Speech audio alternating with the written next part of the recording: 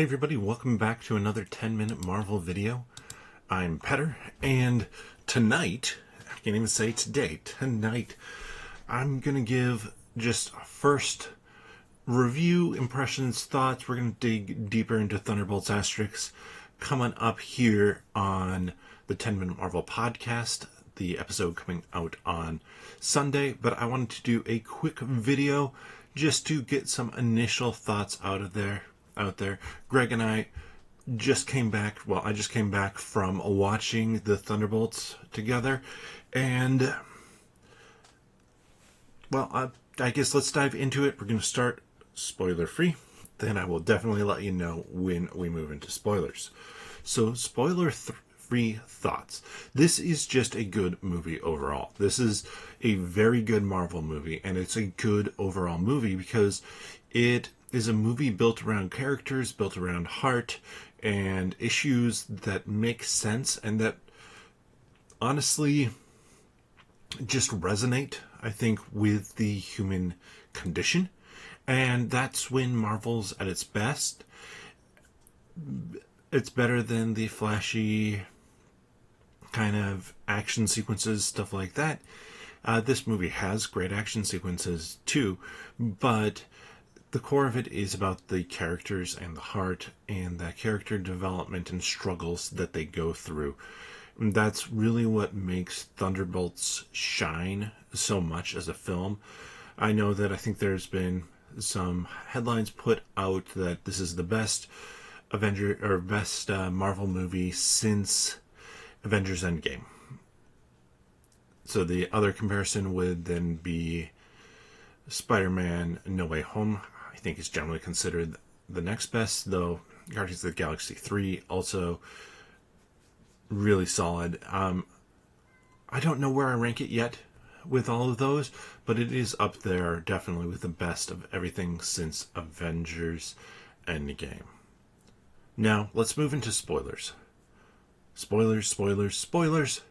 You have been warned. Spoilers.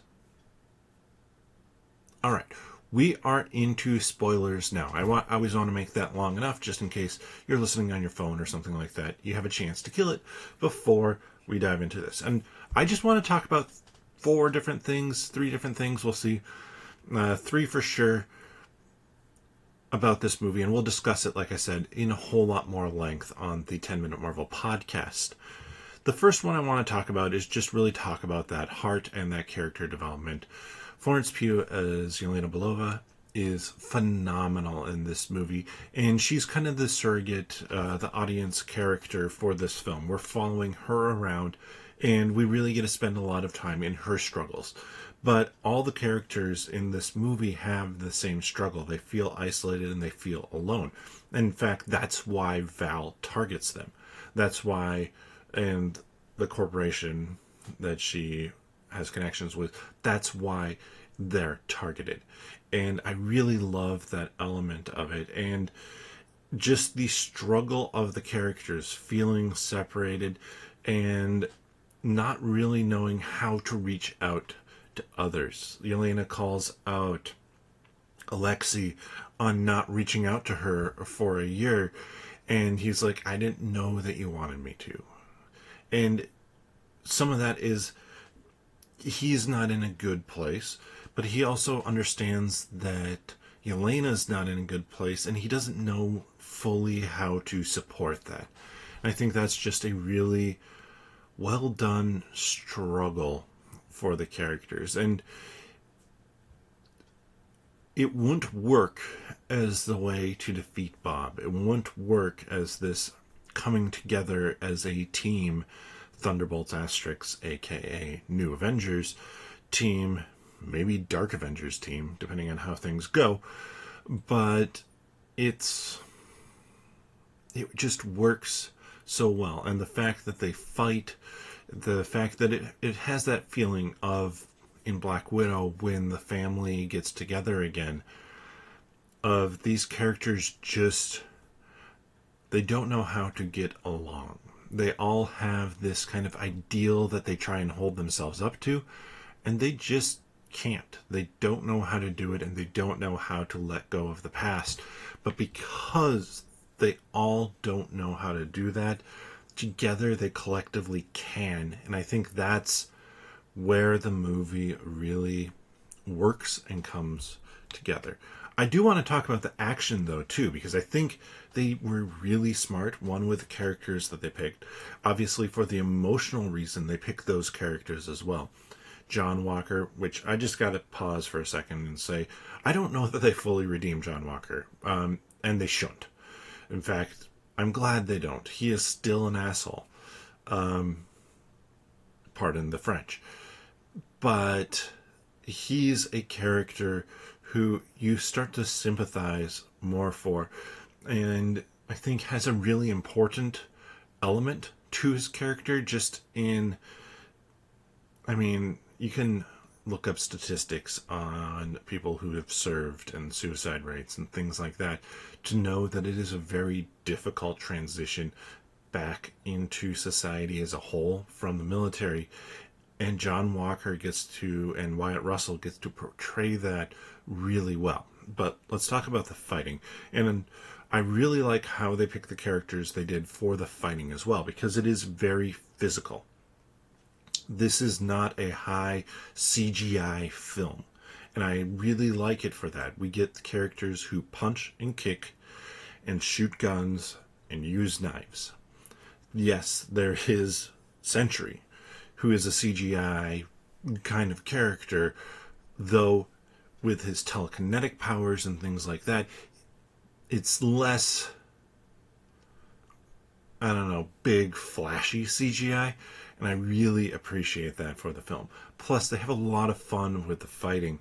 That first fight where you have Taskmaster, who dies, John Walker, Yelena, and Ghost, all Ava, all fighting in this kind of bunker location where they've been set up to be killed. This is Suicide Squad ish with it, and it pops because they all work really well together physically, and to see Ghost really get a shine in combat with her in control of it, I thought was very nicely done. And then you get to see that again multiple more times, including a fight against Bob Sentry where they just don't have a chance. And it's great.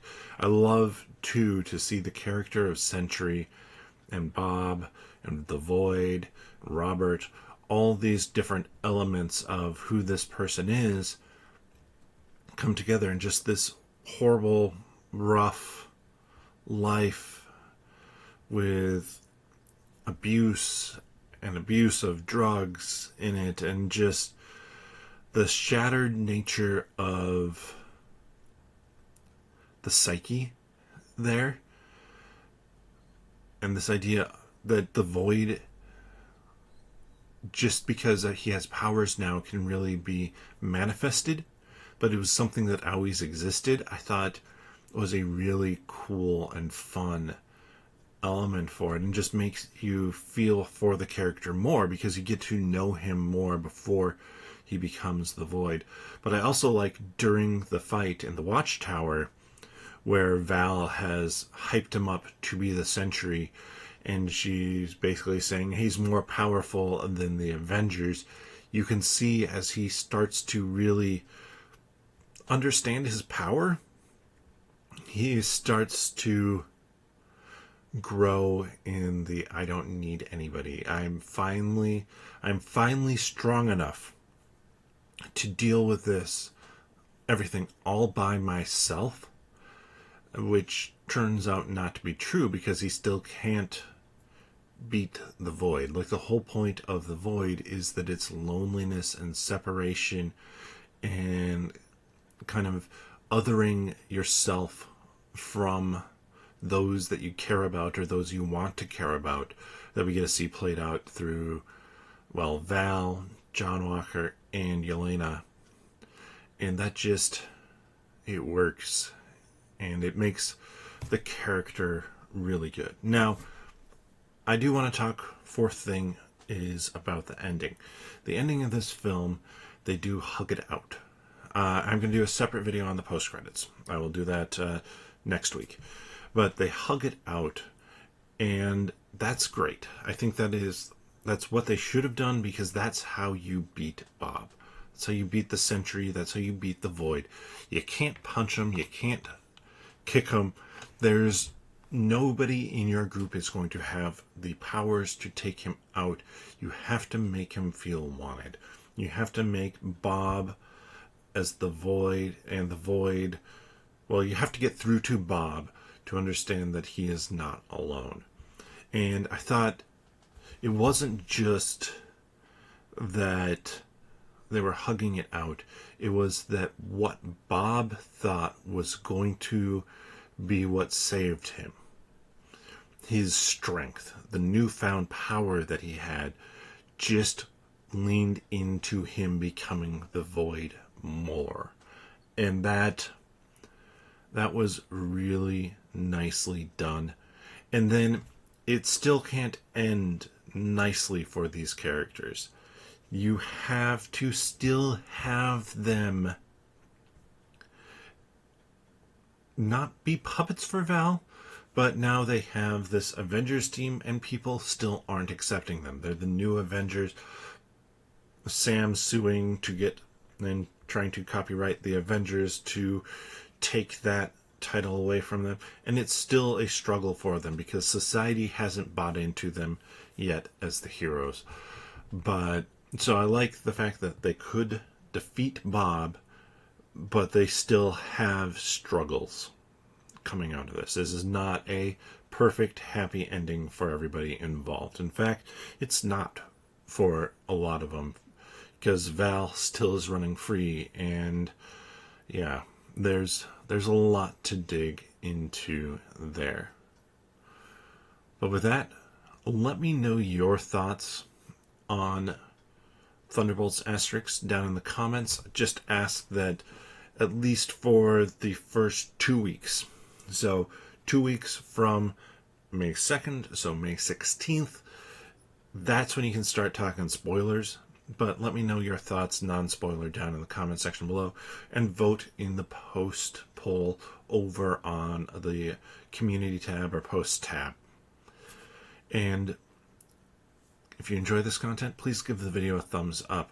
Like I said, we have the podcast as well. You can check out the podcast and check out our predictions and kind of thoughts leading into Thunderbolts in the previous episode by clicking on the channel. Subscribe if you haven't already. We appreciate everybody who has and who's checking out these videos.